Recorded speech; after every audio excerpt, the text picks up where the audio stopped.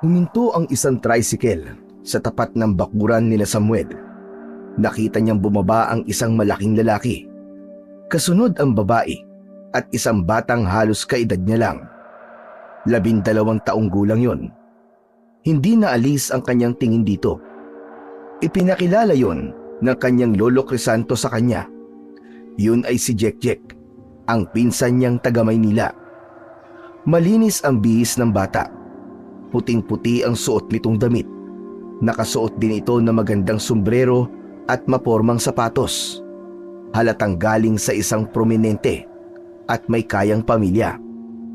Sa kabilang banda, napatingin siya sa kanyang sarili. Marungis, suot niya sa kanyang paa ang luma at butas na tsinelas. Simple lang ang kanilang pamumuhay. Ang tirahan nila ay gawa sa pawid ang bubong at sa sawali naman ang mga dingding. Ang mga bintana ay gawa sa plywood.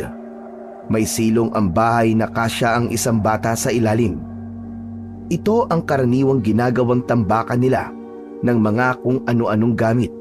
At doon din nakatago ang ilang mahahalagang gamit ni Lolo Crisanto na ginagamit niya sa kanyang panggagamot. Isang albularyo ang matanda. 2 lalaki ang naging anak nito, ang tatay ni Samuel at ang ama ni Jek. Tahimik ang batang bisita. Waring nagmamasid lamang sa mga nag-uusap-usap sa paligid. Ngunit nang sabihin ng kanyang mga magulang na makipaglaro sa kanyang pinsan, ay agad naman itong sumunod. Lumayo sila ng bahagya sa mga matatanda at pumwesto sa ilalim ng punong mangga. Mabilis naman silang nakapagpalagayan ng loob. Maski hindi masyadong palasalita ang kanyang pinsan, natuklasan niyang masayahin ito. Kumakain ka ba ng mangga? Gusto mo mamitas tayo? Oo, sige. Kumakain ako pero yung hinog lang ha. Ngi, alam mo bang mas masarap ang mangga kapag hilaw pa? Maasim na manamis, saka masarap kapag ikaw mismong namitas. Sabi kasi ng mama ko, wag daw akong kakain ng hilaw. Baka sumakit daw ang tiyan ko eh. Naku, hindi naman totoo yun eh. Gusto mo subukan? Ako ang aakyat ng puno. Ikaw naman ang sasalo dun sa mga ilalaglag kong bunga. Ano? Aakyat ka? Hindi ba delikado yun? Baka mahulog ka sa puno. Baka mapilayang ka. Huwag ka mag-alala. Sanay akong umakyat ng puno, no? Para nga akong unggoy sa bilis eh. Ikaw, kaya mo bang sumalo ng bunga? Sige na nga, susubukan ko. Pero paano kung hindi ko masalo? Baka magalit si Lolo. Hindi naman magagalit si Lolo eh. Ang mahalaga, masubukan mo ang saya ng pamimitas. Saka huwag ka mag-alala. Pipili rin ako ng mga hinog para sa'yo. O ano, game? Tumayo na si Samuel at inumpisahan ng umakyat sa puno ng mangga. Napatitig si Jek sa kanya nang may halong kaba at pagkamangha. Mabilis ang kilos ni Samuel. Parang sanay na sanay talagang umakyat, na para bang ang taas ng puno ay hindi nakakatakot para sa kanya. Napangiti si Jek sa bawat hakbang ng kanyang pinsan, lalo na't nakikita niyang sigurado ang galaw nito at para talaga tong isang unggoy. Pagkatapos lang ng ilang sandali, narating ni Samuel ang isang sanga na puno ng hinog na mangga. Tumili si Jek sa tuwa habang inaabot ni Samuel ang isang bunga. Heto na Jek! Handa ka na ba? Huwag kang aalis sa pwesto mo ah! Sige, Samuel! Ilaglag mo na! Tumawa siya ng malakas, puno ng saya at pananabik. Hindi niya maipaliwanag ang kiliti sa kanyang tiyan habang hinihintay ang unang bunga. Yun! Nasalo ko! Nasalo ko, Samuel! Sabi ko na nga be, magaling ka! Oh, heto pang isa, ilalaglag ko na. 1, 2, 3, salo! Oops! Ayos! Nasalo ko uli! Ang saya pala nito, parang naglalaro ka lang din. Diba? Sabi ko naman sa'yo eh, mas masarap ang mangga kapag ikaw mismong namimitas. O ito pa, last na to. Ang laki nito. Okay, lalaglag ko na. 1, 2, 3, salo! Ang dami nilang kinuwang bunga ng mangga. Pawisang bumaba si Samuel, ngunit may malaking ngiti sa kanyang labi. Pareho silang napahiga sa damuhan at nagpahinga. Pagod sila pareho, pero makikita sa kanilang muka ang labis na kasiyahan. Magaling ka palang sumalo, Jack. Kaya nga, hindi ko rin akalain na makakaya ko. O eto, kainin na natin itong mga nakuha natin. Ipipili na lang kita naman ni Balang para di mabigla yung tiyan mo sa pagkain ng maasim na mangga. Salamat, Samuel ah. Ang saya dito.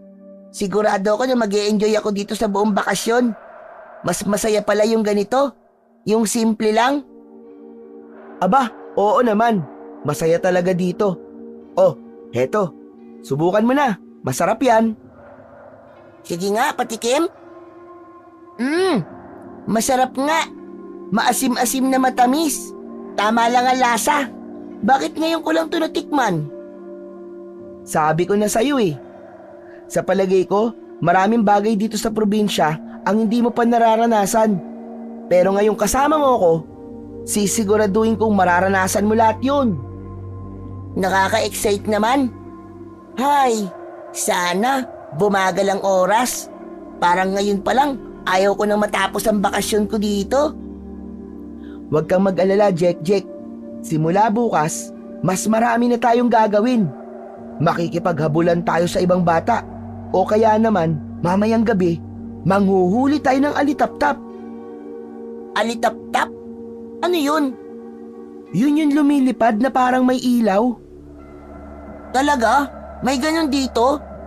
Nako Samuel, mukhang masaya nga yun. Habang kumakain ng mangga ang dalawa, sabay na tumatawa ang magpinsan. Ramdam ang kasiyahang dulot ng simpleng buhay sa probinsya. Jack, matanong ko lang, di ba masaya din naman sa Maynila? Napapanood ko sa TV, maraming malalaking gusali doon. Tapos, meron pang mga mall, maluwag na palaruan, maraming sasakyan, at kung ano-ano pa. Alam mo ba, pangarap ko nga ding makapunta doon eh. Masaya din naman doon, kaso hindi naman ako palaging nakakagala. Bahay at eskwelahan lang ako madalas. Hala, bakit naman? Ayaw ka bang palabasin nila tito? Kasi sabi nila, mas ligtas daw sa bahay. Ayaw nilang may masamang mangyari sa akin eh. Pero alam mo Samuel, minsan nakakabagot din. Wala akong kalaro sa bahay, nakakainip. Kakaunti lang ang mga naging kaibigan ko. Ganun ba? Kawawa ka naman. Teka, paano ka naglalaro? Sa loob lang ng bahay. May mga laruan naman ako, pero nakakasawa rin minsan. Gusto ko rin sanang maranasan yung katulad dito sa inyo. Yung tumatakbo sa labas, maghahabulan, maglalaro sa lupa, yung ganun ba? Talaga? Nako, saktong-sakto pala. Akong bahala sa'yo, Jack. Yung mga pangarap mo na yan, matutupad na yan ngayon nandito ka sa amin. Sisiguraduhin ko sa'yo na masusulit mo ang pagiging bata habang nandito ka sa amin.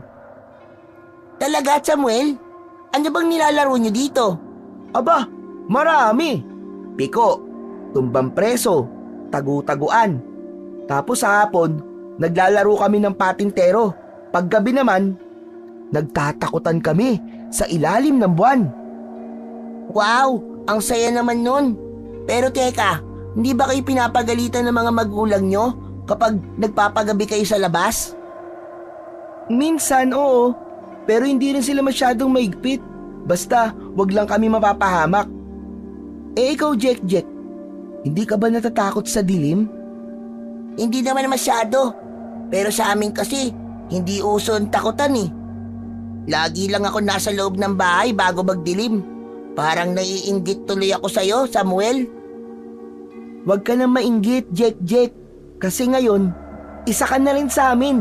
Magagawa mo na kung anong mga nagagawa namin. Maniwala ka. Talaga? Wow, excited na ako. Saka, turuan mo din pala ako ng mga laro nyo ha. Hindi pa ako marunong dun eh. Oo naman, ituturo ko sa'yo kung paano tumama sa lata sa tumbang preso at paano maging pinakamagaling sa taguan. Salamat, Samuel ah. Ang saya-saya nun. Hindi na ako makapaghintay. Natapos ang kanilang masayang usapan sa ilalim ng puno. Napuno ng saya ang buong araw ni Jack. Wala na siyang inisip, kahit gabi na ay iniisip pa rin niya ang mga pangako ng kanyang pinsan na mga bagong mararanasan sa kanyang bakasyon. Kinabukasan ay agad na tinupad ni Samuel ang kanyang pangako sa kanyang pinsan.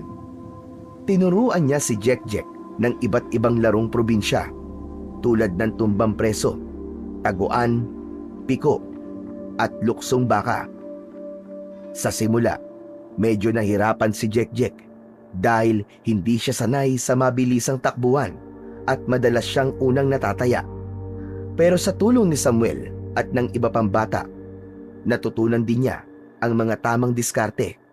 Si Jack na noong una ay parang mahiyain na takot makisalamuha, unti-unting naging kampante. Naging mas malapit siya, hindi lang kay Samuel, kundi pati sa iba pang mga bata sa lugar na yon. Hanggang isang araw, nagkayayaan silang maligo sa ilog pagkatapos ng kanilang paglalaro. Dali, halika na dito, Jack!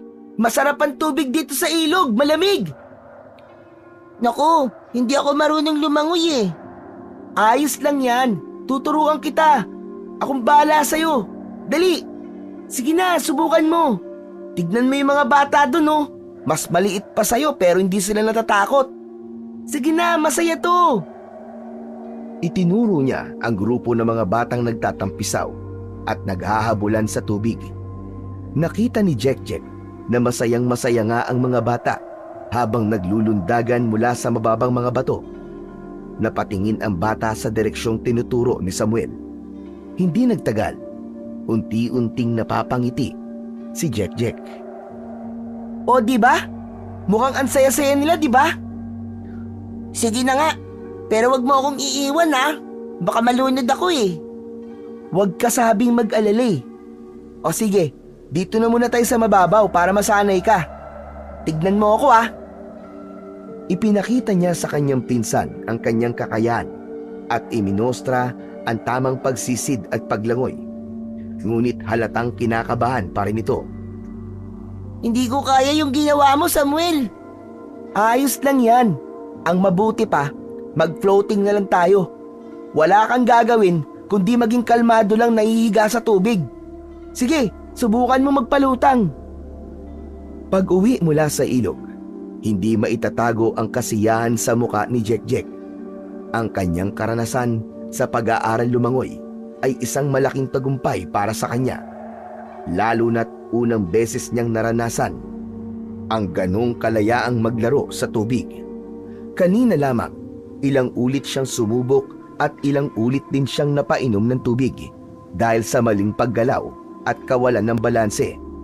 Ngunit sa bawat pagkakamali ay naroon si Samuel para turuan siya at palakasin ang loob ng pinsan. Hanggang sa unti-unting natutunan ni Jack ang tamang pagbalanse. Nang maramdaman niyang kayang-kaya niya na, parang ayaw niya nang tumigil. Pag-uwi nga nila sa bahay, agad silang sinalubong ng kanilang lolo. Ano na naman ba ito, Samuel? Bakit basang-basa kayong dalawa magpinsan na? Hindi ba sinabi ko na huwag kayo magpapagabi sa ilog? At tignan mo si Jack. Parang nagbabad sa tubig maghapon, pambihira kang bata ka, oo. Pasensya na po, Lo. Tinuruan ko lang naman po siyang lumangoy eh. Ang saya-saya nga po niya kanina. Ang bilis niya pa pong natuto. Wala naman sanang problema, Apo. Kaso sana tinitignan mo din ang oras. Anong oras na Saka lamig-lamig ng hangin. Baka mamaya sipunin kayo't magkasakit.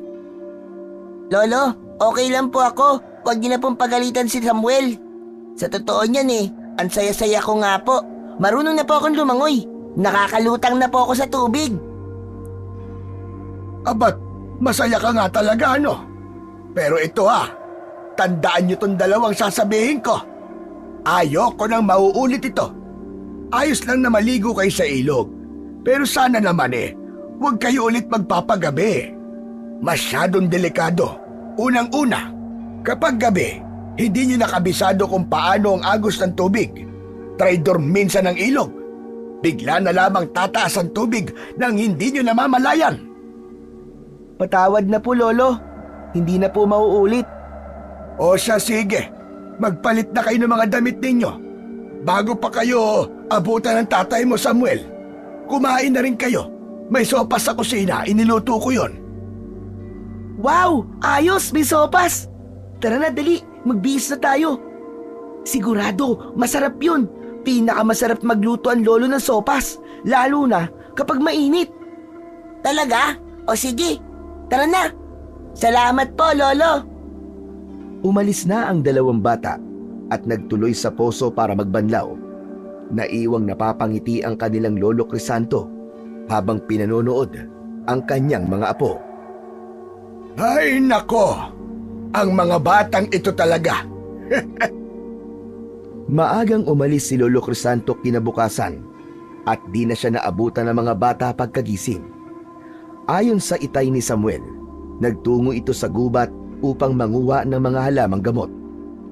Doon na ikwento ni Samuel sa kanyang pinsan na isang mahusay na albularyo ang kanilang lolo at nire-respeto sa kanilang lugar. Marami nang napagaling na may sakit. Maraming tao ang umaasa dito. Naniniwala na kaya silang pagalingin, lalo na yung mga mahihirap na walang kakayahang magpa-ospital o yung mga tinatanggihan ng mga doktor sa ospital. Labis na namangha si Jek sa mga kwento tungkol sa kanilang lolo at mas lalo itong napabilib nang may dumating ng mga tao sa kanila at naghihintay sa matanda. Halos 10:00 na nang dumating ang kanilang lolo. Naipon na rin ang mga taong nais magpagamot sa kanya. Naunang hinarap ng kanyang lolo pagdating ang isang binata na nagsasabing nakulam daw siya. Ang binata ay may maputlang muka at hindi makausap ng maayos. Walang pagsidlan ng pag-aalala si Jek nang makita ang binata at makita ang itsura nitong tila parang nawawala sa sarili. Tahimik naman na nanonood si Jek at Samuel sa mga nangyayari. Walang hiya ka! Ginamit mo ang kapangyarihan mo para manakit ng tao! Alam mo bang ang ganitong gawain ay kasuklam-suklam? Paano mo nagagawang gawing laruan ang buhay ng iba? Hinawakan ng matanda ang nanginginig na kamay ng binata habang patuloy nitong binibigkas ang kanyang mga dasal at orasyon. Kitang-kita ang gigil sa kanyang muka habang hinahaplos ang katawan ng binata. Sinusubukan tanggalin ang masamang elemento o kulam na nakapaloob dito. Hindi ka nararapat sa katawan ng inosenteng taong ito. Wala kang karapatan na manakit. Alisin mong ibinigay mo sumpa sa kanya. Ngayon din, kung hindi, ay malilintikan ka talaga sa akin. Kinuha niya ang isang maliit na botelyang may tubig mula sa altar at iwinisik yun sa binata. Sa ngalan ng Ama, ng Anak, ng Espiritu nagkakaloob ng buhay at kaligtasan, sa liwanag nila at hatid na katotohanan, tatapusin mo na ang iyong kasamaan, bangkukulam! Habang nagpapatuloy ang ritual, ang binata ay biglang nanlumo, tila nawalan ng lakas. Nagsimula ito magsalita gamit ang ibang boses. Isang matandang babae na tila lasing sa galit. Isinusumpa nito si Lolo Crisanto. Hindi natinag si Lolo Crisanto at lalo pang itinaas ang kanyang boses. Manahimik ka! Ang kasamaan mo ay hindi magtatagumpay. Ikaw mismo ang sisira sa sarili mo. Kilala kita.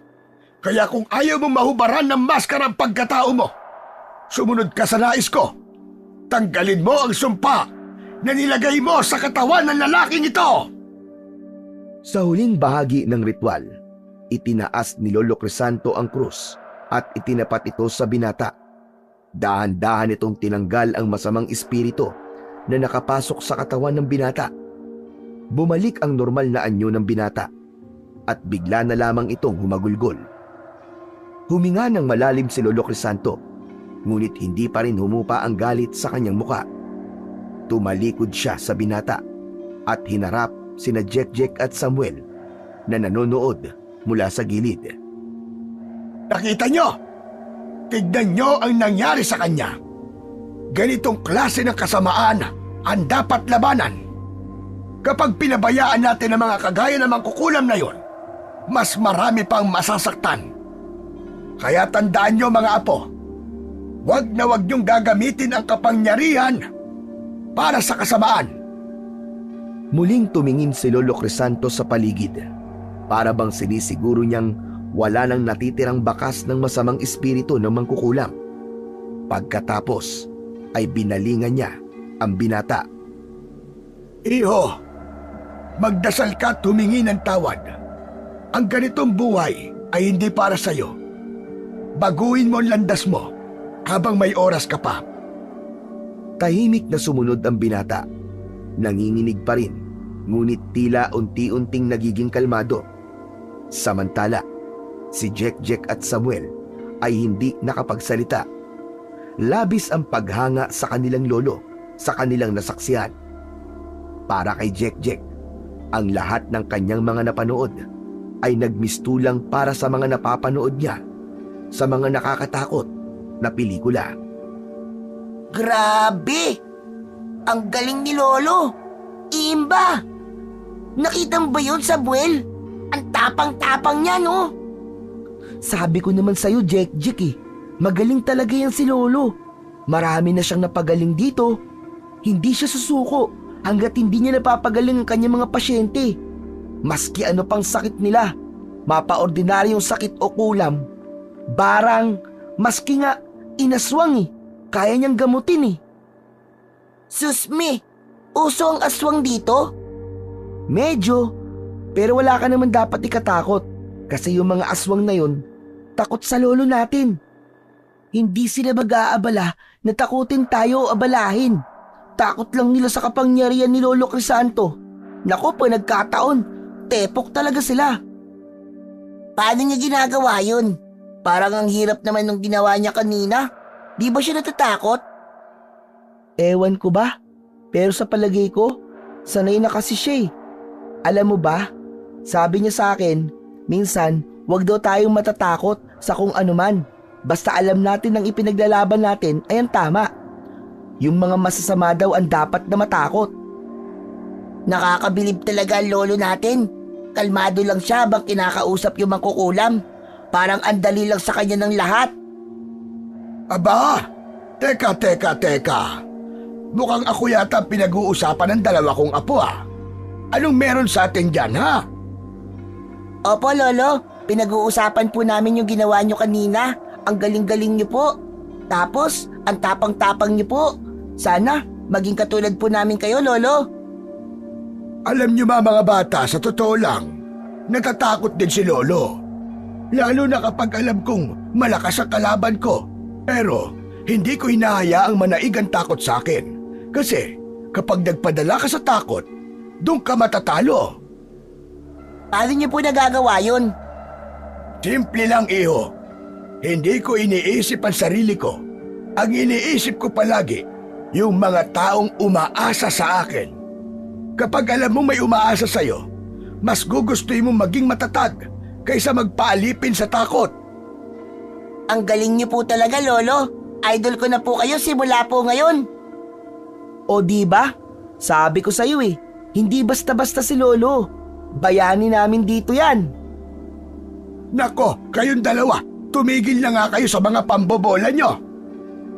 Hindi po ako nambobola, Lolo. Alam niyo po, paglaki ko, magiging katulad niyo po ako.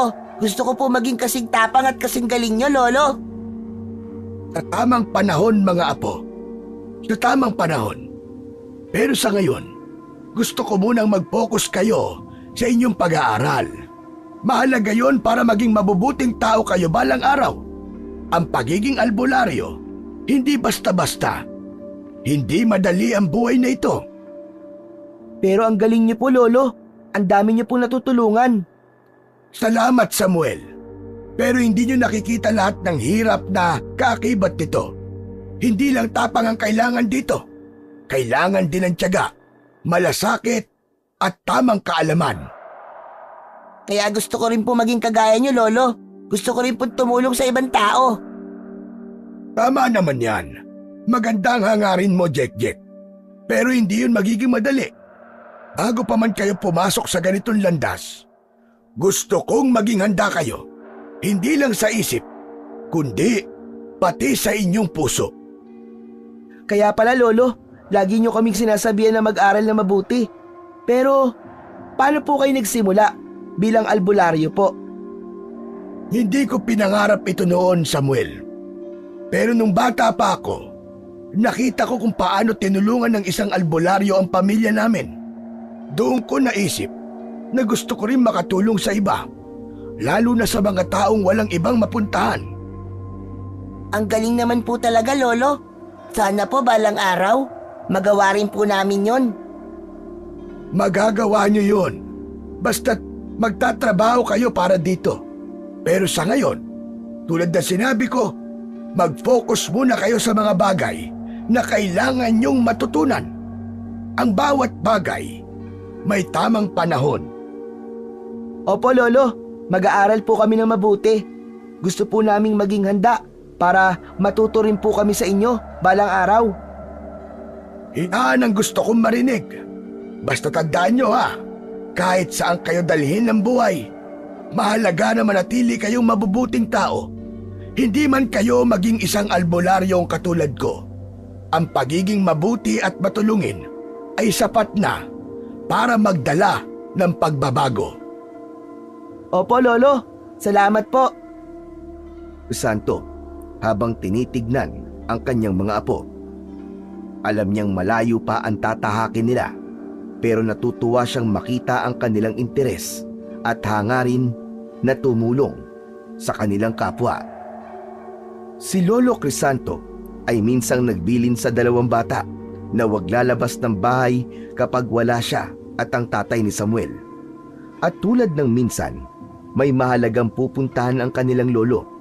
Ibinili niya na bantayan ang kanilang bahay at mag-alaga ng mga hayop na inaalagaan ng matanda. Ngunit ng bandang hapon na ay nakaramdam na ng pagkainip ang dalawa, kaya nag-isip sila ng paraan para maglibang. Napagkasunduan nilang maglaro ng tagu-taguan. Si Jack ang unang naging taya.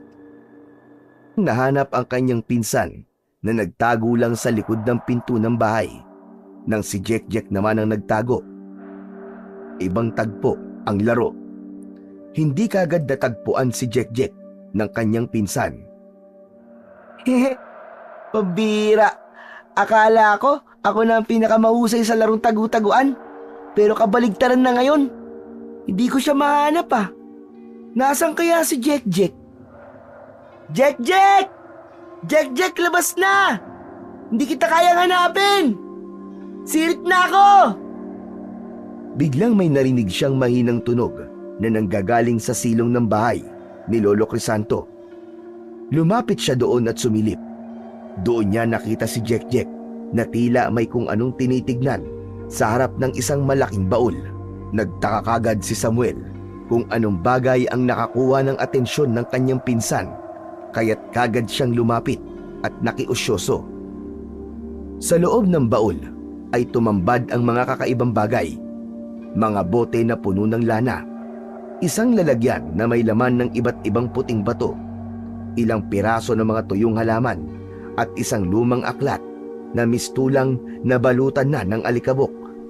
Napatitig ang dalawa sa nilalaman ng baon. Tila nagtataka kung para saan ang mga yon. Napansin nilang bawat bote at halaman ay maayos na nakasalansad, na para bang bahagi ng isang bagay na mahalaga at sagrado. Nagkatinginan sila, parehong puno ng pagtataka at excitement, habang nag-iisip kung ano nga kaya ang mga gamit na yon at kung bakit ito naroon. Marahan nilang kinuha ang libro at dahan-dahan itong binuksan. Naku Jack, dahan-dahan lang ha. Baka mapunit yan. Baka mapagalitan tayo kapag nasira natin ang mga gamit nun. Oo na, Iingatan ko to, Samuel. Pero tignan mo, ang galing ng mga nakadrawing dito. Tignan mo, ano kaya ang ibig sabihin ng mga to? Ewan, hindi ko rin alam. Pero tignan mo tong isang to. Parang mata na nasa loob ng tatsulok. Mukhang nakakatakot, no? Ano kaya yan, Samuel? Hindi rin ako sigurado eh. Pero parang nakita ko na yan eh. Nung minsan ginamit ni Lolo sa panggagamot. Di ko lang masyadong matandaan kung ano ang ginagamot niya nun. Hindi kaya simbolo to ng isang samahan na kinabibilangan ni Lolo? Parang nakakatakot naman yon. Wala talaga akong idea, Jack, eh. Hindi ko alam. Nakakatakot nga ang itsura kasi parang may nakatingin na malaking mata. Parang galing sa libro ng horror o sa mga comics na may yung may kwentong aswang. Jack, itong tignan mo. Isang nilalang na may sungay. Tapos itong isa naman, may pakpak. Ang iitim nila, no? Ito ang mas nakakatakot sa lahat. Ano kaya ang mga yan? Parang mga karakter sa comics. Ang galing! Hindi ka natatakot sa kanila? Hindi. Gustong-gusto ko nga panoorin ng mga yun eh. Ang tawag sa mga yan, aswang. Alam mo pala eh. Akala ko hindi. Ito. Alam mo ba itong basahin? Patingin niya ako? Hindi eh. Ang hirap ng spelling. Mahirap basahin. Alam mo ba?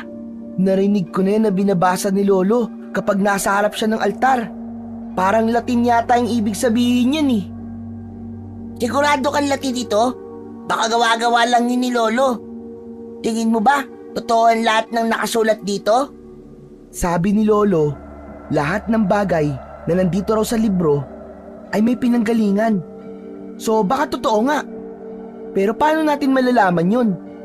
Ewan ko. Pero parang imposible naman. Ikaw, nakakita ka na ba ng aswang? Hindi pa. Hindi kasi ako naniniwala sa mga ganun-ganun eh. Ako naniniwala ako. Maski di pa ako nakakakita. Kasi sabi ni Lolo, ang mga nilalang nakatulad daw nila, hindi basta-basta nagpapakita sa tao. Dahil takot din daw sila sa tao. Talaga? Takot din sila sa tao? Hindi ba? Mas malakas sila tapos mas makapangyarihan tapos nakakatakot pa yung mga itsura nila. Kaya nila magbago ng anyo. Totoo naman lahat yung sinabi mo. Pero may mga taong kaya silang labanan. Tulad ni Lolo natin. Alam mo bang kwento niya kinatatakutan siya ng mga aswang? Talaga? Wow! Imba talaga si Lolo. Kung totoo nga yan, ang galing-galing talaga ni Lolo. Teka, ilipat mo nga, dali. Tignan natin yung iba pang mga nakadrawing. Teka lang. Oh, heto. Tignan mo. Parang aso pero ang laki-laki. Dambuhalang aso yata ito eh. Yan ang nakakatakot. Asong gala nga lang na makasalubong mo takot na ako eh. Yan pa kayang dambuhala. Ano kayang tawag dyan, no? Di aswang din. Ikaw talaga, oo. Nakakatawa ka naman. Pero alam mo, itong aswang na to, mahirap daw tong kalabanin. Pero kayang-kaya to ni Lolo. Wow, bilib na talaga ako kay Lolo. Paano niya kaya ginagawa yun? Hindi ko rin alam eh. Siguro dahil sa mga agibat niya o kaya yung anting-anting.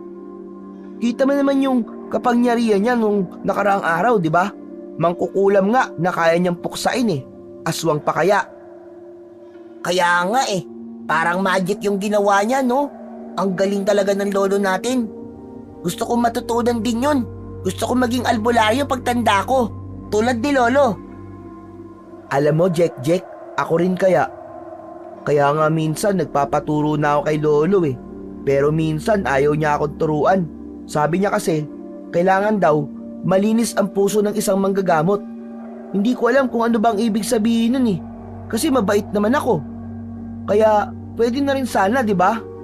Kaya minsan, kapag ayaw niya akong turuan, palagi na lang ako nanonood sa mga ginagawa niya. Malinis ang puso? Paano kung hindi nga malinis ang puso natin? Ano mangyayari? Baka raw lamunin tayo ng kapangyarihan nito. Alam mo ba na yung ibang mga mangkukulam ay di naman likas na masama eh.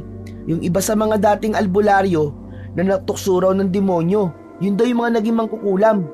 Hindi kinaya ng lakas ng kalaban, kaya ayun, naging masama. Imbis na manggamot sila, pinili nilang magbigay ng sakit. Hanep, ang kula. Madaming alam si Lolo, pero marami ka ring alam, Samuel. Oo nga, pero mas okay din siguro kung ibalik na natin to. Parang naririnig ko na yung boses ni Lolo mula doon sa kapitbahay. Mukhang paparating na siya. Yari tayo pag nakita niya tayo. Teka lang, gusto ko pang makita yung ibang pahin eh. Wag na, Jack. Mamaya mahuli tayo nun eh. Ayusin mo na lang. Sige na nga. Pero Samuel, ang galing talaga ng mga nilalaman nito, no? Parang gusto kong malaman lahat. Ako rin naman, Jack. Pero baka hindi tayo pwede. Baka secret nga to ng mga tulad ni Lolo. Eh kung turuan tayo ni Lolo tungkol dito, tingin mo papayag siya? Hindi ko alam, Jack. Pero kasi 'di ba sinabi na nga niya sa atin na di raw basta-basta ang maging manggagamot? Sige na, tara na. Ayusin mo na yan. Kunwari, wala tayong ginawa. Oo na, sige na. Ikaw nga tong maingay eh. Mabubuking tayo dito ni Lolo. Sige na, alis na tayo dito. Baka abutan tayo dito ni Lolo. Ayoko makita niya tayo dito sa silong at magagalit yung sigurado. Eh ano kung tanungin tayo ni Lolo? Anong sasabihin natin? Wala. Eh di sabihin natin, di tayo umalis ng bahay at nag-alaga tayo ng mga hayop niya. Saka naglinis tayo ng bakuran. Ganun. Simple lang. Ayos yun ah. O sige, tara na. Baka mahuli pa tayo dito. Dali. Isara mo na yan. Kunwari wala tayong nakita ha. Tapos hindi tayo nanggaling dito. O sige. O, yan tapos na. Tara na. Kunwari, inosente lang tayo. Ano? Inosente? Sa ilatsa ng pagbumukha mo, halatang-halata na may ginawa kang kalokohan eh. Ikaw naman, Samuel, nang-aasar ka pa eh. O sige na. Basta tahimik lang tayo. Kapag di naman tayo tatanungin, huwag kang sasagot ha. Mga apo, nandito na ako. Paano po, Lolo? Kumusta ang araw nyo? Di ba kayo umalis dito sa bahay? Hindi po, Lolo. Dito lang po kami. Nag-alaga po kami ng mga hayop nyo. Tsaka naglinis po kami ng bakuran. Aba, mabait naman pala ang mga apo ko eh. Nakakatuwa naman. Lo, pwede na po ba kami maglaro? O sige na, pwede na kayo maglakwatsa pero huwag kayong lalayo ng gusto ha. At siguraduhin nyo na uuwi kayo bago magdilim. Sige po, Lo. Salamat po. Hindi po kami magtatagal. Tara na, Jack. Oo nga, Lo. Maaga po kami babalik. Tandaan nyo ha mga bata, huwag kayong gagawa ng ikakasama nyo o ng ibang tao. Kapag may nakita kayong masama o kakaiba, umuwi kagad kayo. Naiintindihan nyo ba? Opo, Lolo. Wala naman po siguro masamang mangyayari sa amin. Mga bata lang po ang kalaro namin eh. O sige na, ikaw ba Jack? Naiintindihan mo ba ang bilin ko? Huwag kang masyadong makulit ha. Di mo kabisado ang ibang mga bata dito. Huwag kang makikipag-away. Ayoko may masamang mangyari sa inyo. Nakakahiya sa mama at papa mo. Naiintindihan ko po, Lolo Crisanto. Wala po kayong dapat na ipag-alala. O sige na, umalis na kayo. Mag-iingat kayo ha. Salamat po, Lolo. Tara na. Lumabas sina Jack at Samuel mula sa bakuran ni Lolo Crisanto habang naglalakad sila sa maalikabok na kalsada ng kanilang barangay. Napansin nilang tila maraming tao ang nakatambay sa isang bahagi ng bakanting lote. Naging curious ang dalawang bata at nagpasya silang lapitan ang pinanggagalingan ng ingay at tawanan. Pagdating nila sa lugar na yon, tumambad sa kanila ang isang grupo ng mga bata na masiglang naglalaro ng tirador. May mga lata ng sardinas na maayos na nakahilera sa isang mahabang kahoy. Ang layunin ng laro ay tamaan ang mga lata gamit ang maliliit na bato na isinaksak sa tirador. Tuwing may tatama sa lata, masigabong palakpakan at tawanan ang maririnig mula sa mga manonood. Ang ibang mga bata naman ay abala sa pagngangalap ng bato mula sa tabi ng kalsada, habang ang iba ay nag-aayos ng mga nahulog na lata upang maibalik ang pagkakahilera nito. Habang pinagmamasdan ni Jack at Samuel ang laro, namangha sila sa husay ng mga bata.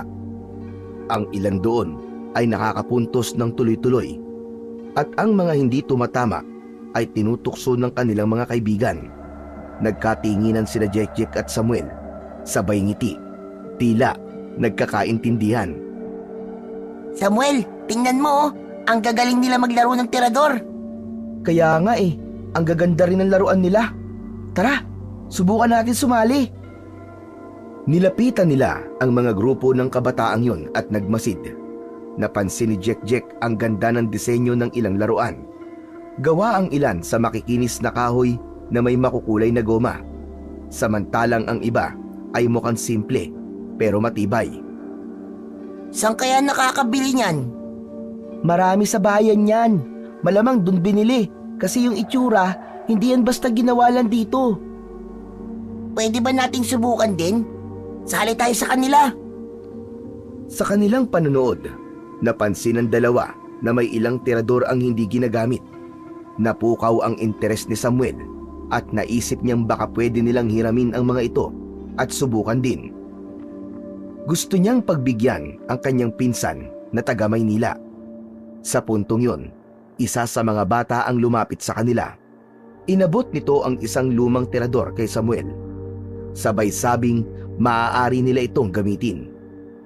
Agad namang kinuha ni Samuel ang tirador. Bakas sa kanyang muka ang tuwa at pananabik.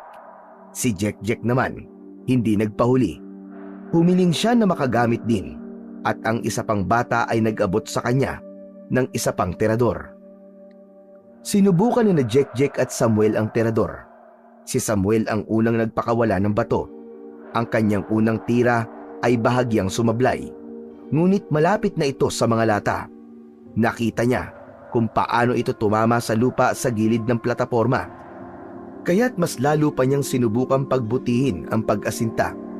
Si Jack naman ay tila nahihirapan sa paghawak at paggamit ng tirador.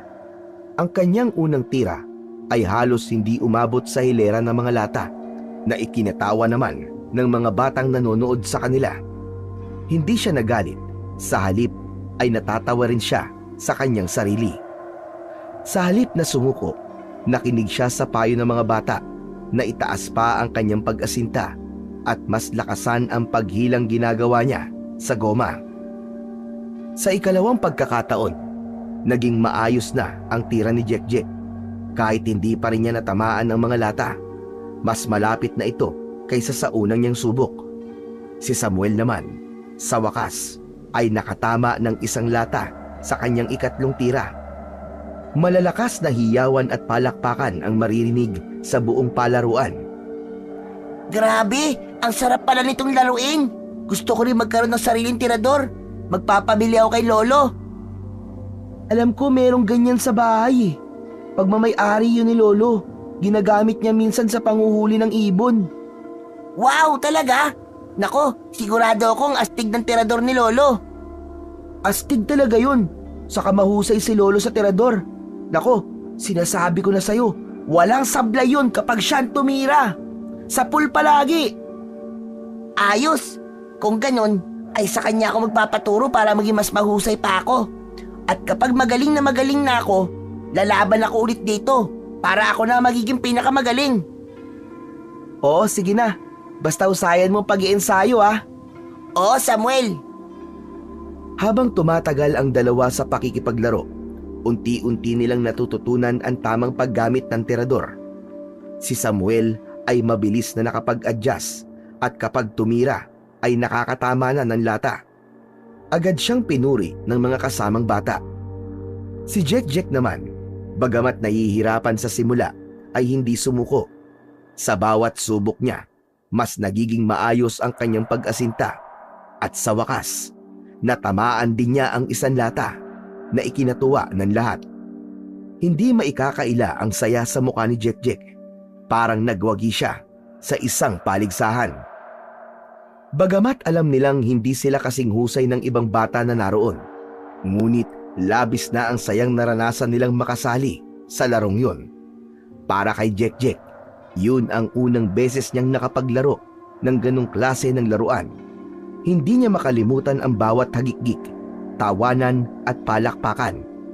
Noon lang niya naranasang maramdaman yung naging bahagi siya ng isang grupo ng mga bata. Mabilis na lumipas ang oras at hindi nila namalayan ang paglubog ng araw. Sumapit na ang dapit hapon. Naku, paggabi na pala. Mabuti pa'y mag-uwian na tayo. Maraming salamat sa inyo Salamat sa pagpapairam ng tirador. Inabot na ni Samuel ang kanilang hiniram na mga laruan sa may-ari nito. Si Jack ay nagpasalamat din at nangako na babalik sila para muling makipaglaro kung may pagkakataon. Grabe, ang saya pala nun. Hindi ko akalain na makakatama rin ako ng lata. Sobrang lupit ko, di ba? Oo, ikaw na ang bida. Pero wag ka masyadong mayabang. Nakaswerte ka lang kanina Tsamba lang yun. Hoy, ano ka? Hindi yun tsamba, no? Talento kaya yun. Narinig mo ba yung mga bata kanina na kasama natin? Ang lalakas ng hiyawan nila tsaka yung palakpakan nila. Feeling ko nga, parang champion na ako Hay, sana makabili tayo ng sarili natin tirador.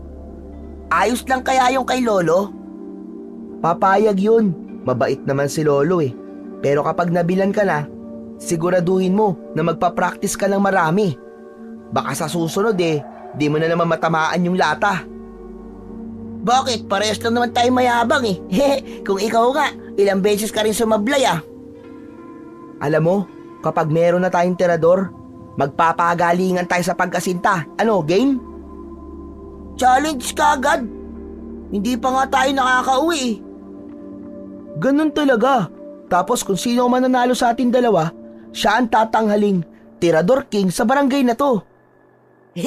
Grabe, Tirador King talaga. Tara na nga, bilisan na natin maglakad at baka mapagalitan pa tayo ni Lolo.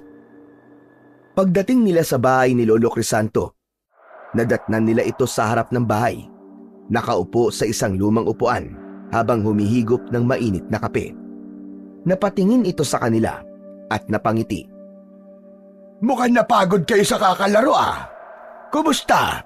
Nag-enjoy ba kayo? Opo, Lolo. Ang saya po.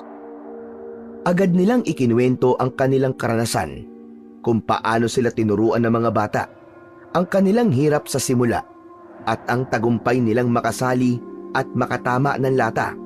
Si Jack, sa sobrang tuwa, halos hindi na huminto sa pagkikwento. Habang nakikinig naman si Lolo Crisanto, kita sa kanyang muka ang kasiyahan. Mabuti naman at nagustuhan nyo. Pero itong tatandaan nyo Ang tirador ay hindi laruan lang. Dapat gamitin niya ng maingat. Huwag niyong gagamitin para manakit ng iba at pagsimula ng gulo. Opo, Lolo. Hindi po namin gagamitin yun sa masama. Lolo, pwede niyo po ba kaming bilan ng tirador sa palengke? At bakit pa kayo bibili? Alam niyo bang meron akong 2 tirador dyan na nakatago? Wow! Talaga po, Lolo? Naku baka naman po lumang-luma na po yun, Lolo, at hindi na po mababanat ng gusto. Karamihan po sa mga lumang tirador marupok na po Ama ka, luma na nga yun. Pero sinisiguro ko sa inyo na matibay pa yon at walang katulad. Alam niyo bang pagmamay-ari ng inyong mga ama ang tirador na yon? Hala, talaga po ba, Lolo? Oo nga. Pagmamay-ari nila yon nung kabataan nila. Alam niyo ba na napakahusay nilang gumamit ng tirador noon? Walang lata o target ang nakakaligtas sa kanila. Lahat kaya nilang sapulin. Wow, Lolo! Parang ang cool naman po ng mga tatay namin noon. Gusto ko po makita yung tirador na yon, Lolo. Ako din po, Lolo. Pwede na po ba nating hanapin ngayon? Gusto namin makita kung totoo ngang walang katulad ng mga tirador na yon. O sige, halik kayo, sumunod kayo sa akin. Kunin natin ang lumang baul sa kwarto ko. Sumunod ang 2 bata kay Lolo Crisanto. Nang nasa loob na sila ng silid, nakita nilang hinugot ng matanda ang isang lumang baul sa ilalim ng katre nito.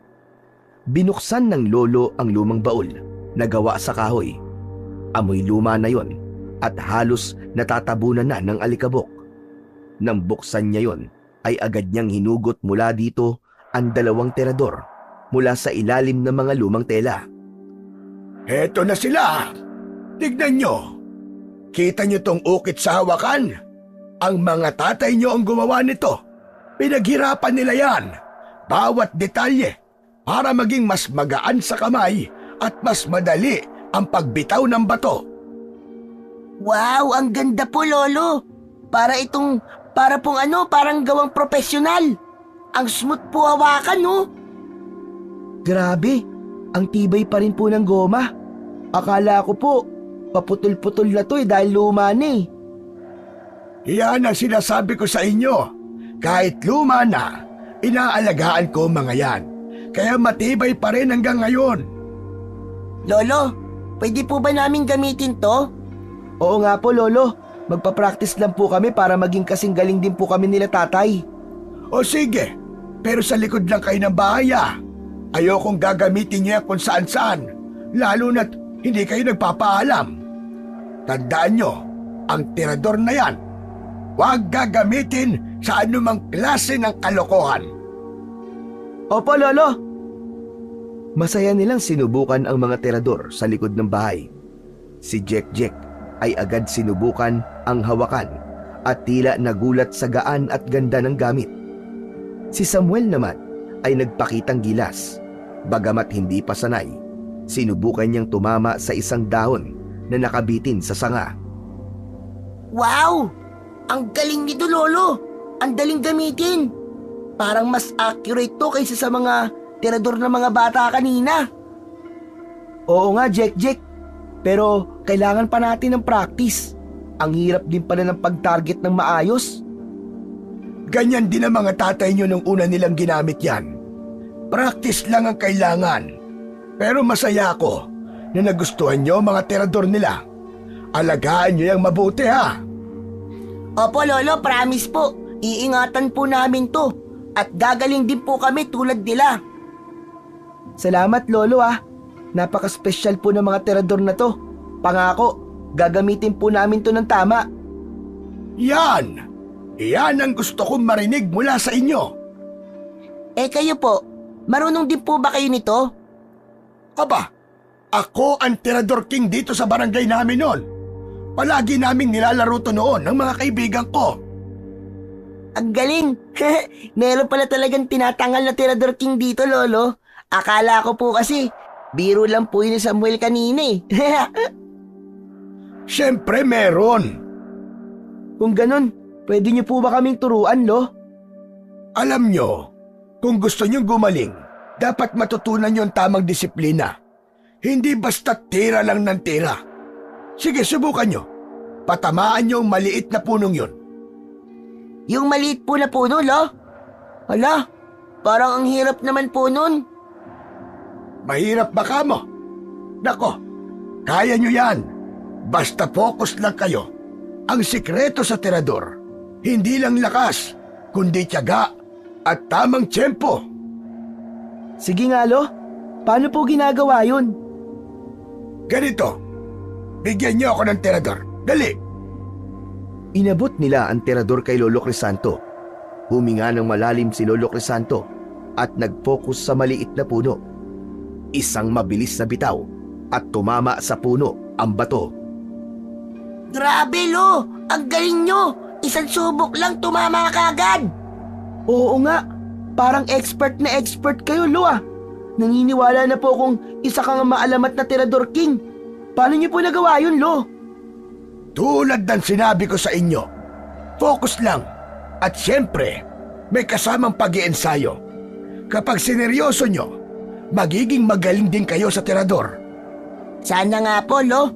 Pero mukhang malayo pa po kami sa level nyo. O siya, sige na. Mag-enjoy kayo. Mag-practice kayo na maigi para gumaling kayo sa tirador. Opo, Lo. Salamat po. Sa gabing yon, Natulog ang dalawa ng may ngiti sa kanilang mga labi. Bit-bit ang simpleng kasiyahan na hatid ng isang laro. Kinabukasan, halos maghapon silang nakipaglaro ng tirador sa ibang bata. Habang lumilipas ang oras, tuluyan ang natuto ang dalawa. Bawat tirada ay natatansya na nila at kalaunan sila na nga ang pinakamagaling. At dahil wala nang makatalo sa dalawa, nagpasya ang ibang bata na manghuli na lang ng mga ibon gamit ang tirador. Nakigaya na rin sila. Wala nang batang natira sa bakanting lote. Minsang nakatama ng isang maliit na ibon si Samuel, kaya't mas naging masigasig sila. O ano? Nakita mo yun? Tinamaan ko yung ibon! Ang galing mo na talaga. Nakakainggit ka, Samuel. Sumunod nilang nilakad ang kalsada. Abot ang tawanan at kwentuhan nang mapadpad sa bukana ng gubat na matatagpuan pa rin sa kanilang baryo. Medyo papadilim na sa bahaging yon at ang araw ay malapit nang lumubog. Samuel, tingnan mo. May nakikita ako malaking ibon. Kanina pa yan nakatingin sa atin eh. Parang gusto kang subukan ah. Oo nga no. Ang laki namang ibon yan. Ano kayang tawag dyan? Malaking uwak? Pero sobrang laki naman yan. Pumulot ng isang bato si Samuel mula sa paligid. Mabilis na itinutok ang tirador at inihanda ang bato. Sandali, hindi ba delikado? Parang nakakatakot naman ang isang yan. Baka manganib tayo kapag itinuloy mo yan. Hindi ah. Gusto ko talaga yan. Target ko siya ngayon. Ngunit bago pa man niya mabitiwan ang bato, nakita nilang lumipad na ito papalayo, papasok sa gubat. Sayang! Nakaalis kagad. Di ko man lang natirador. Kaya nga, Samuel eh. Ang bilis niyang makalipad.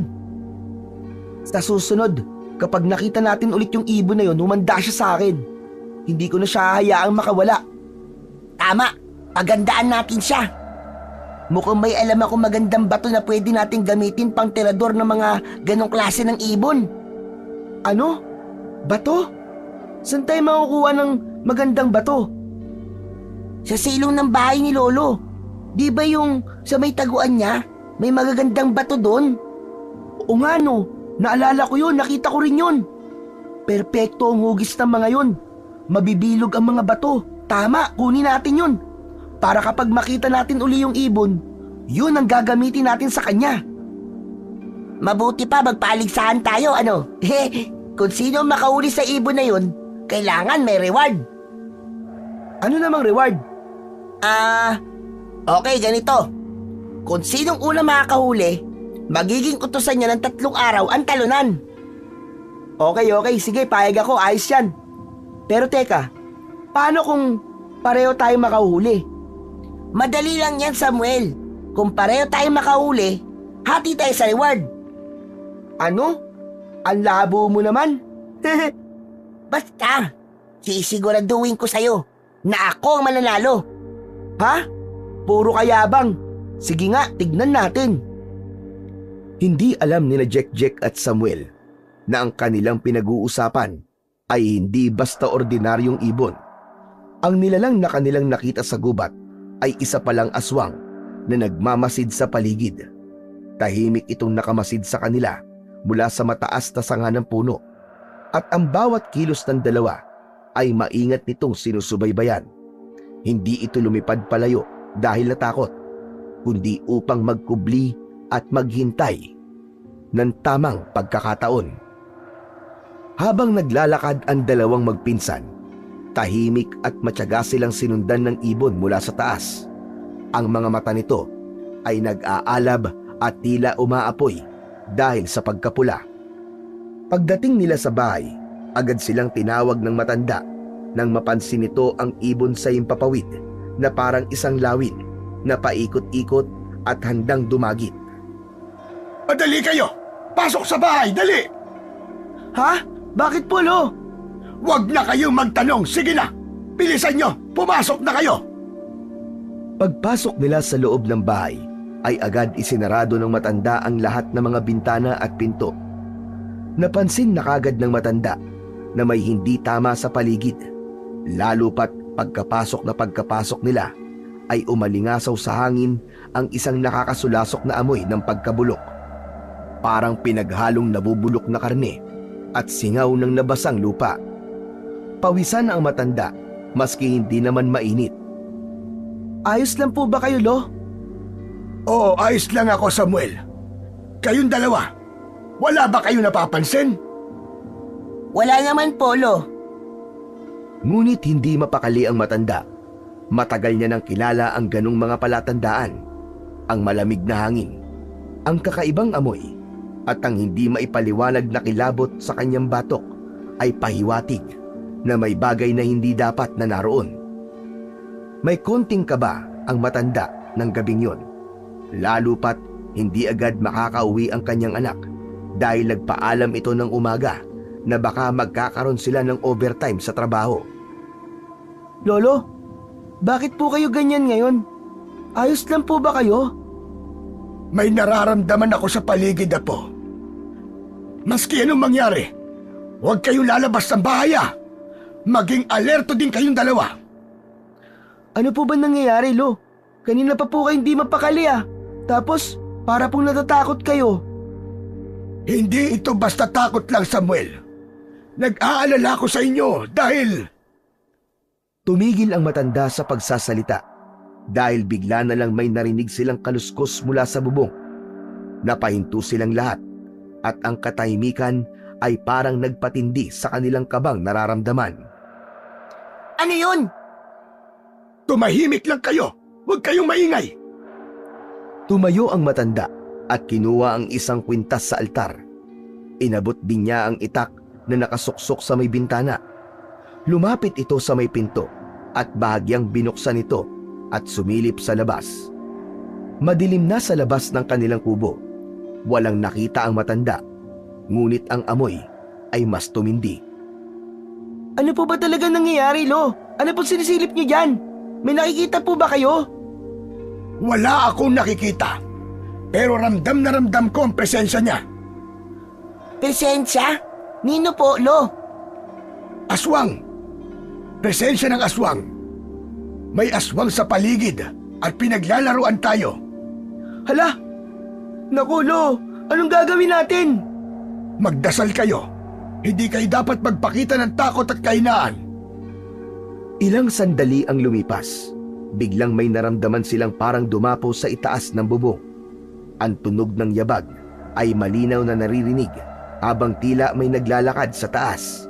Napansin ng mga bata ang biglaang pagbabago sa kilos ni Lolo Crisanto.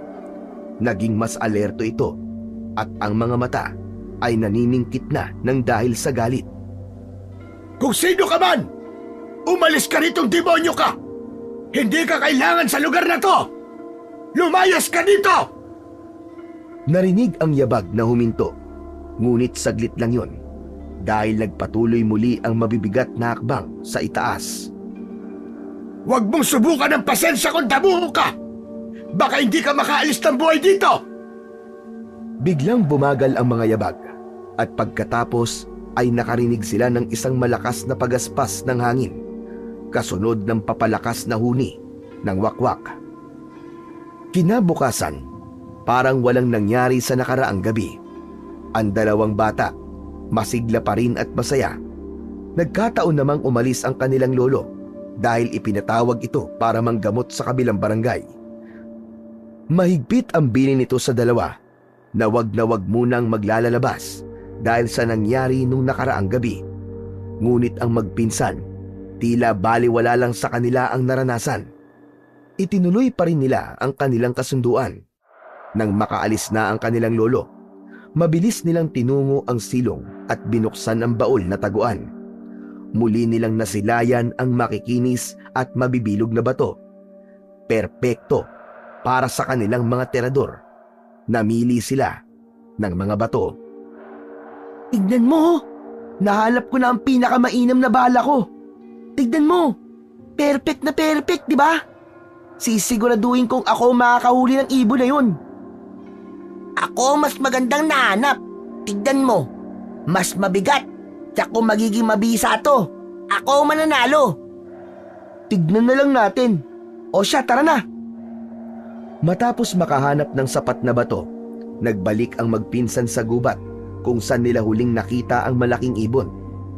Determinado silang mahuli ito upang maipagmayabang sa kanilang mga kalaro at maipakita ito sa kanilang lolo. Sa kanilang patuloy na paglalakad, tahimik silang pumasok sa gubat nang walang nakakaalam. Habang naglalakad sila, napansin nilang tanging maliliit na ibon lamang ang nakikita nila. Sa kabila nito, hindi sila nawalan ng sigla. Hawak ng dalawa ang mga nahuli nilang ibon. 3 o 4 ang bilang ng kanilang natirador. Sa kanilang kasiyahan, hindi nila namalayan na masyado na silang napalayo at nasa gitna na sila ng gubat. Hanggang sa hindi kalayuan, napansin nila ang isang maliit na kubo. Tumigil sila at nagmasid. Maya-maya pa, lumabas mula sa kubo ang isang matandang babae. Ang itsura nito ay tila mahina, ngunit may kakaiba sa kanyang kilos. Napansin nilang para itong may inaamoy sa hangin. Malalim ang bawat paglanghap. Hindi nagtagal, bigla itong napahinto sa kanabahing ng malakas na para bang may naaamoy itong sobrang mabaho. Napansin din nilang napahawak ito sa kanyang ilong. Tila pilit iniiwasan ang amoy na hindi nila nararamdaman. Nagkatinginan ang mga bata. Nagtataka kung ano ang nangyayari. Sa isang iglap, nagdesisyon silang lumabas mula sa kanilang pinagtataguan at magpakita sa matanda. Lumapit sila ng dahan-dahan. Hawak pa rin ang kanika nilang mga nahuling ibon. Pagkakita sa kanila, nagulat ang matandang babae. Ano pong ginagawa niyo dito, Lola? Dito po ba kayo nakatira? Abe, ako dapat nagtatanong. Anong ginagawa niyo rito sa gubat na ito? At bakit sinasaktan niyo ang mga ibon? Pasensya na po, Lola. Hindi naman po namin sinasadya, naglalaro lang po kami at saka nanghuli lang po ng konti. Naglalaro? At pananakit ba ng inosenteng nilalang ay laro lamang para sa inyo? Hindi niyo ba alam na ang bawat buhay, gaano man kaliit, ay mahalaga? Hindi naman po sa ganun, Lola. Gusto lang po namin manghuli kasi po para masaya. Tignan niyo po mga tirador namin. Hindi po ba maganda? Masaya ba kamo? Masaya ang malakit? Nakakatuwa ba para sa inyo ang magdulot ng sakit sa iba? Subukan niyong ilagay ang sarili niyo sa lugar nila. Anong mararamdaman niyo kung kayo ang tinamaan ng tirador? Naku, hindi po namin naisip yun, Lola. Pasensya na po talaga, hindi na po mauulit. Abay, dapat lang. Pero tandaan niyo ito.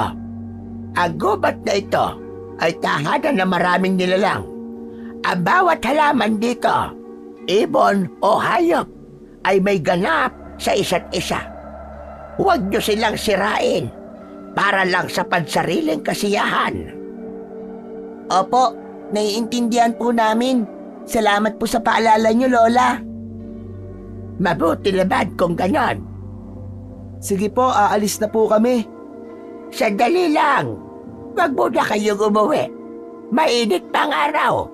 Mabuti pa'y magpahinga na muna kayo at magmerienda. Maghahanda ako para sa inyo. Naku, salamat po pero...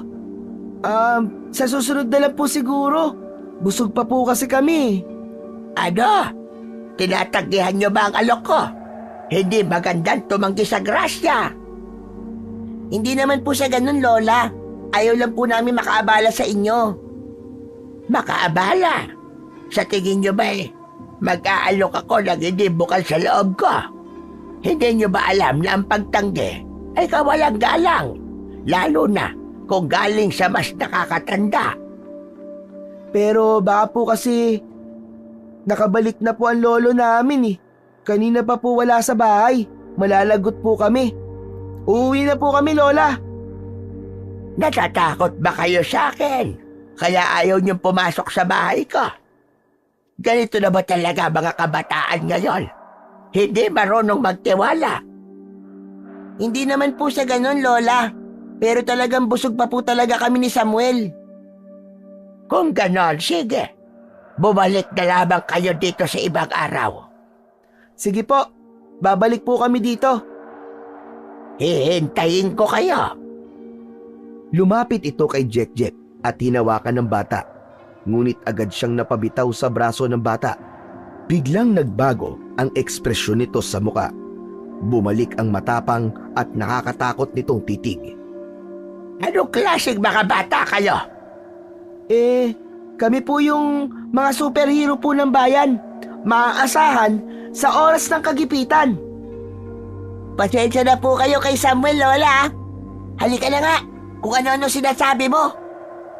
Sige na, umalis na kayo. Umalis kayo dito sa gubat ko.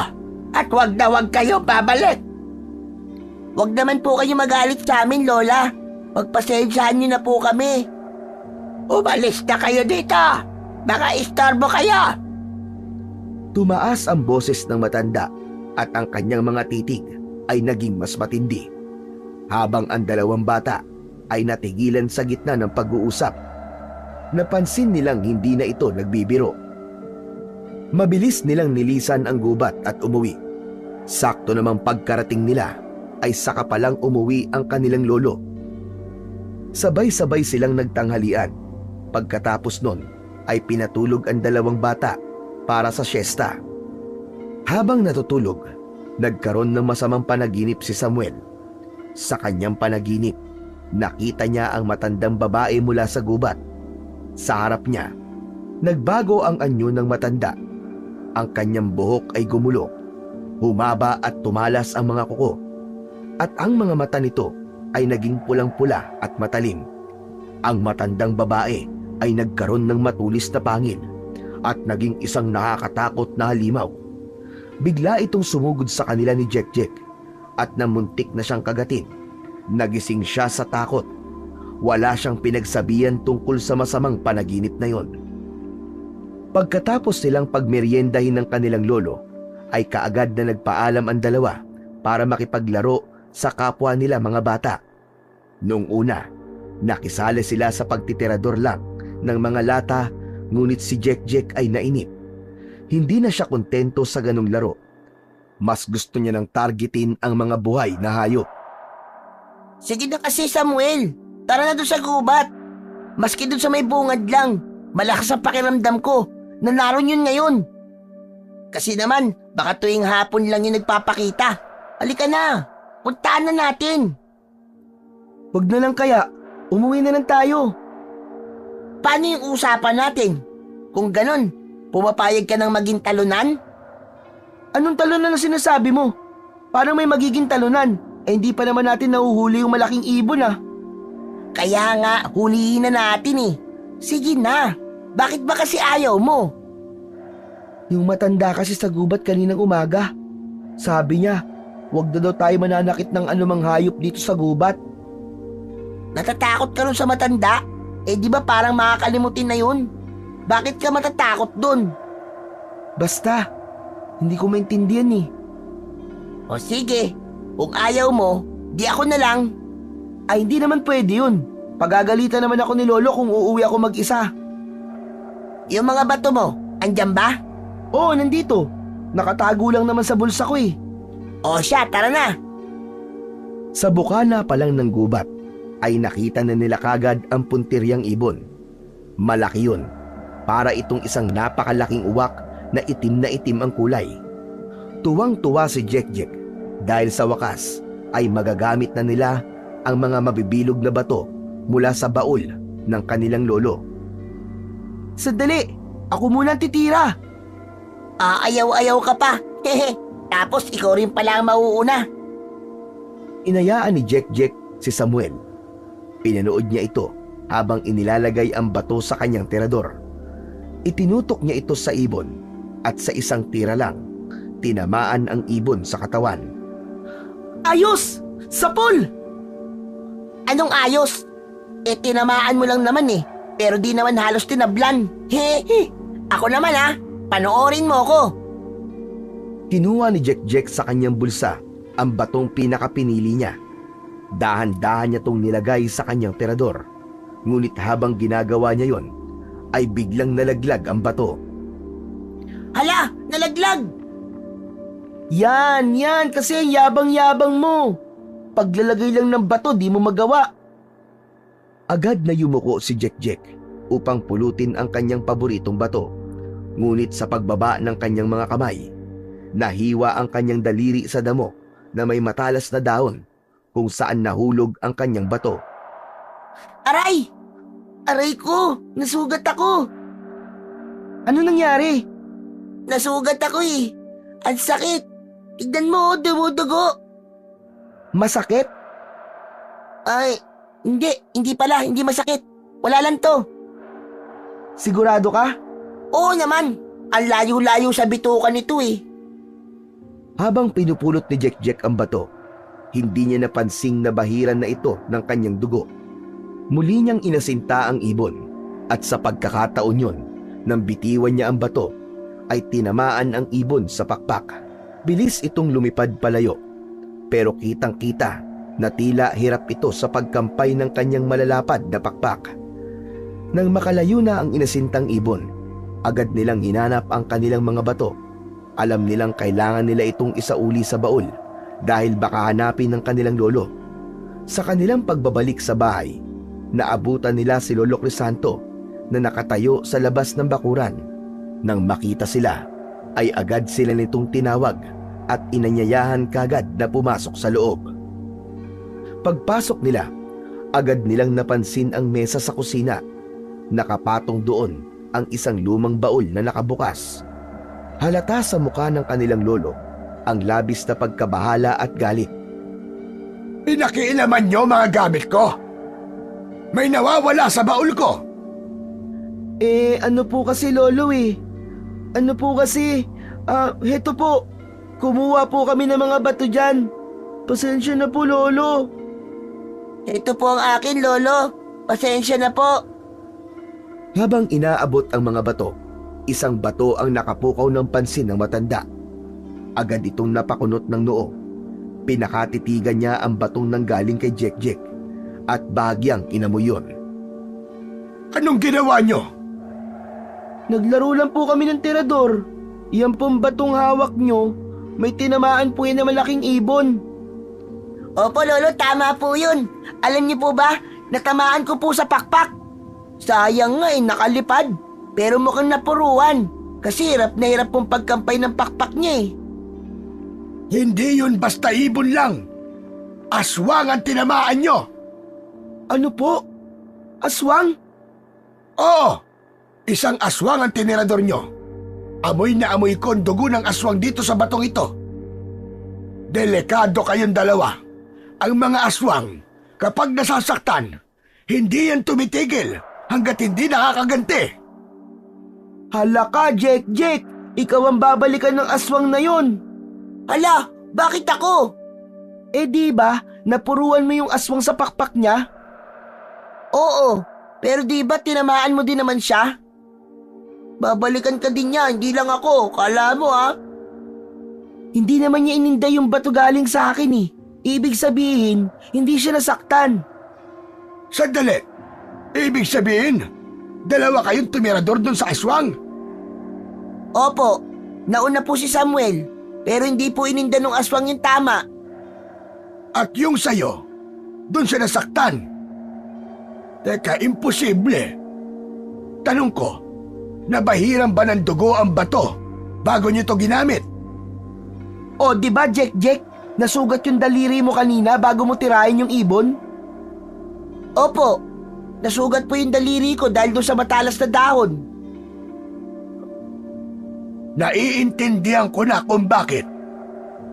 Idiniin ng lolo ang bato sa mesa at tumitig sa mga bata. Ang batong ito, hindi lang basta isang bato. Tinatawag itong batong buhay. Ang batong buhay ayon kay Lolo Crisanto ay may lihim na taglay na katangian. Mukha lang itong isang ordinaryong bato, pero kapag nabasa ng dugo ng hayop o ng tao, ay nagiging isang makapangyarihang sandata laban sa mga masasamang nilalang tulad ng aswang. Ang liwanag na nagmumula sa bato ay hindi nakikita ng mga mata ng karaniwang tao.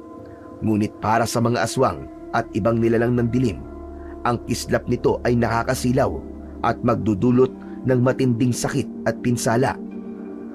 Pinakamabisang dugo na pwedeng idilig sa mga batong ito ay dugo ng itim na manok. Yung kasi ang may pinakamataas na espiritual na lakas. Walang makakaligtas na aswang kapag ginamit ito laban sa kanila. Saan mo po nakuha ang mga batong buhay na to, Lolo? Hindi ito napupulot kung saan-saan.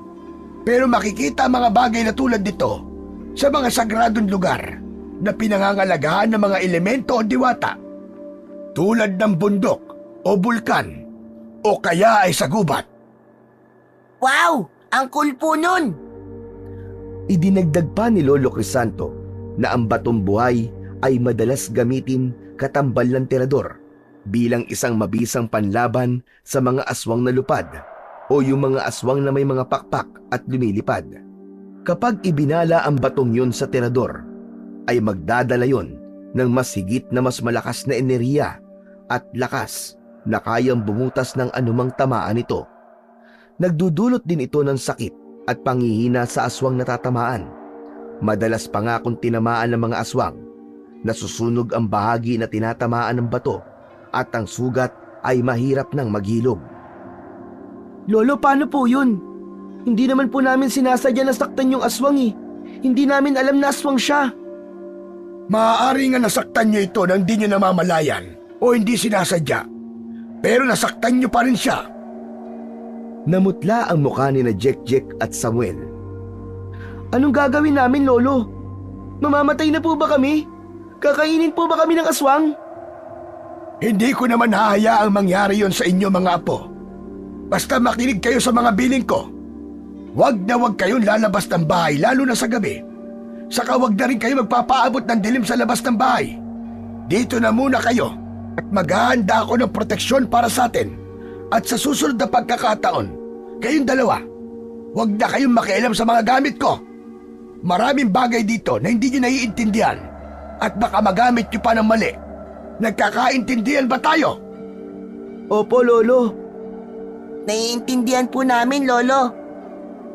Umalis ang kanilang lolo at nagpunta ito sa likod ng kanilang bahay. Pagbalik nito, may bitbit na itong isang itim na manok. Nilapag ito ni Lolo Crisanto sa lamesa, kasabay ng paghahanda niya ng ilang gamit tulad ng isang maliit na mangkok, kandila at isang maliit na kutsilyo. Hinawakan ni Lolo ang manok at bahagyang pinadausdos ang maliit na kutsilyo sa leeg nito. Dahan-dahang tumulo ang dugo ng manok sa mangkok na inihanda niya. Habang ginagawa ito, may binibigkas siyang mga salitang hindi maintindihan ng magpinsan. Matapos lamang ang ilang sandali, kinuha ni Lolo ang batong buhay at dahan-dahang inilubog sa mangkok na may dugo ng itim na manok. Pagkatapos maisagawa ang ritual na ginagawa ng matanda, ay kinuha niya ang mga batong buhay at inilagay sa altar kasama ng ilang mga anting-anting na kanyang inaalagaan. Pagkalapag nun, ay kinuha niya ang dugo sa mangkok at ipinahid sa mga pinto at bintana ng bahay. Ito ang magsisilbing pananggalang natin laban sa nilalang magtatangkang pasukin tayo. Pasensya na po talaga, Lolo, sa nagawa po namin ni Jack. Hindi na po kami uulit. Magiging mabait na po kami. Opo, Lolo. Hindi na po kami magiging pasaway. Sorry na po talaga. Hayaan nyo na. Ang mahalaga ngayon ay mailigtas kayo sa posibleng pagsalakay ng aswang. Pagkasabi nun, ay lumapit ang matanda sa may bintana at sumilip ng bahagya. Sa may hindi kalayuan, ay may napansin siyang nagliliwanag na kulay pula sa itaas ng isang puno. Tama nga ang hinala ko. Nagmamanman na ang aswang sa labas. Oh no! Natatakot po ako, Lolo. Huwag kang matakot, Jack. Di ba nga, may magic si Lolo. Kayang-kaya ni Lolo yan. Wala kang dapat na ipag-alala. Haharapin ko siya mga apo. Dito lang kayo. Huwag na huwag kayong lalabas ng bahay. Lumabas si Lolo Crisanto ng bahay. Isinarado ang pinto pagkatapos. Lumapit naman kagad ang dalawang bata at binuksan ang bintana ng bahagya. Nakita nila ang kanilang lolo na tila nagmamasid sa paligid at may hinahanap ng walang ano-ano'y may isang nilalang na bumaba mula sa puno. Isang dambuhalang ibon na may nakakatakot na itsura. Ang ulo nito ay mukha ng isang matandang babae, kulubot, kulay abo, at may matatalim at mapupulang mga mata. Yan na ba yung aswang, Samuel? Ba't parang namumukhaan ko siya? Saan ko ba siya nakita? Sa gubat. Siya yung nakita nating matanda sa gubat, tama. Hala, aswang palang matandang yun. Sa tingin mo ba? Kaya talaga ni Lolo yun? Humingi tayo ng tulong sa mga kapitbahay natin. Alam mo, sabi ni Lolo, ang mga aswang na katulad niyan ay may taglay na mahika. Malamang yung mga tao kapitbahay natin, di nila namalayan na may nangyayari ng ganito. Ano nang gagawin natin? Baka kumapano si Lolo eh. Huwag ka mag-alala. Kaya ni Lolo yan. Pustahan pa tayo. Ha? Anong pustahan? Tignan mo kasi si Lolo hindi takot sa aswang. Nasa harap ng kanilang lolo ang isang dambuhalang aswang. Nang subukan siyang dambahin ito, ay agad na naiwasiwas ng matanda ang hawak nitong itak. Nasugatan sa pakpak ang malaking ibon, dahilan para ito ay mapaurong sandali. Wow! Ang galing ni Lolo! Parang superhero siya! Sabi ko naman sa'yo si Lolo yan Pero teka, naku, yung aswang, papasugod uli kay Lolo. Muling sumugod ang aswang. Mas naging mabagsik at sa pagkakataong yon, hindi nakaiwas ang matanda. Naabot ng aswang ang kanyang mga braso at nakagat ng malaki nitong bibig. Natumba sa lupa si Lolo Crisanto. Natumba si Lolo! Anong gagawin natin, Samuel? Naging mabilis ang isip ni Samuel.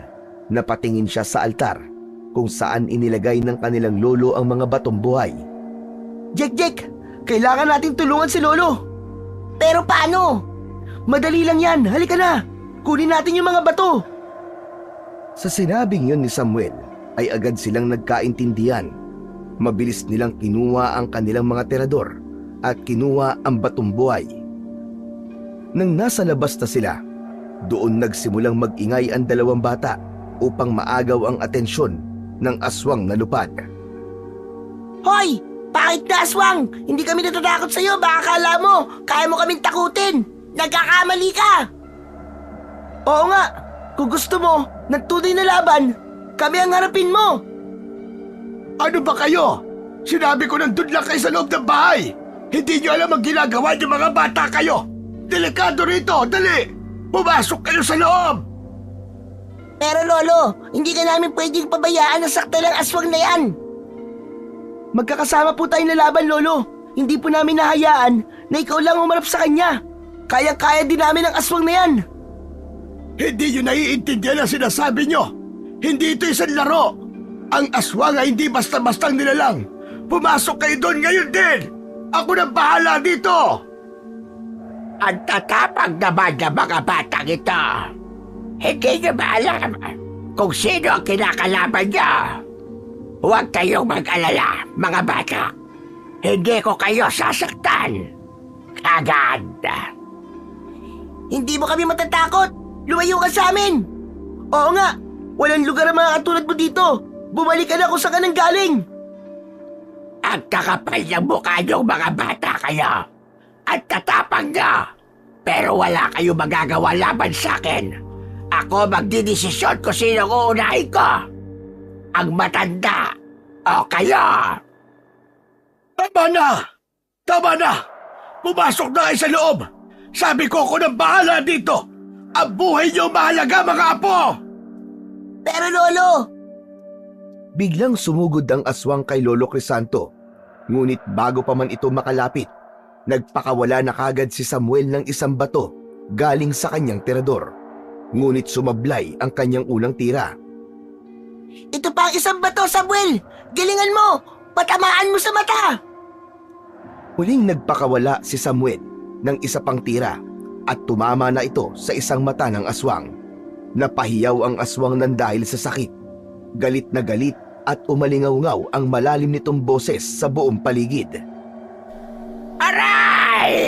Magbabayad kayo! Baka walang hiya kayo!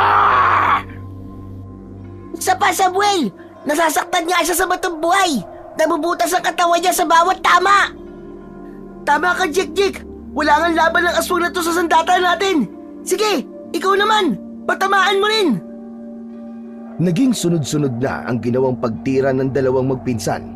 Ang bawat batong tumatama sa aswang, lumiliwanag ang katawan nito na tila binubutas ng liwanag.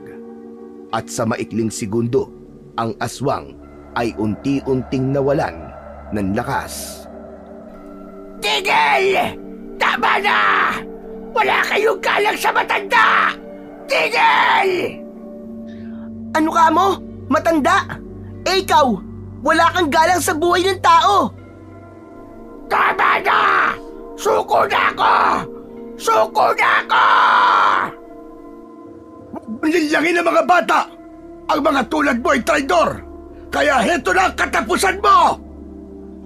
Umusal ng isang maikling orasyon si Lolo Crisanto at iwinasiwas nito ang itak sa ulo ng aswang.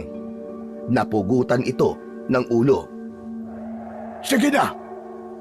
Tapos na! Patay na ang aswang! Pumasok na kayo sa loob ng bahay! Wala na kayong dapat na ikatakot! Napuno ng usok ang paligid ng aswang. Kitang-kita nilang tatlo ang unti-unting pagkatunaw ng katawan nito hanggang sa maging abo at dinala ng hangin. Ang paligid ay muling tumahimik. Ngunit ang amoy ng nasusunog na laman at lupa ay nanatili sa hangin. Lolo, pasensya na po talaga kayo. Kung nakinig lang po sana kami sa inyo, hindi na po sana umabot sa ganito. Oo nga po, Lolo. Kung nakinig lang po kami sa inyo na huwag gagamitin ng tirador sa pananakit ng iba, sana po, hindi kami nakasakit ng aswang. Wala po sana siya dito. Kasalanan po namin, Lolo. Mga apo, hindi ko naman kayo sinisisi. Alam niyo bang nagulat ako sa ginawa niyo at sa ipinakita niyong katapangan? Aba, bilib na bilib ako sa inyo. Saka ang galing-galing niyo na talagang gumamit ng tirador. Manang-mana talaga kayo sa inyong mga ama. Mahusay! Magmula ng araw na yon, napansin ni Lolo Crisanto ang kakaibang sigasig ng kanyang mga apo na matutunan ang lahat ng mga bagay na may kinalaman sa kanyang pagiging albularyo. Ang mga natitirang araw ni Jek-Jek sa kanyang bakasyon ay iginugol na lamang nila sa pag-aaral ng ilang kaalaman mula sa matanda. Sinasamahan nila ito sa panggagamot.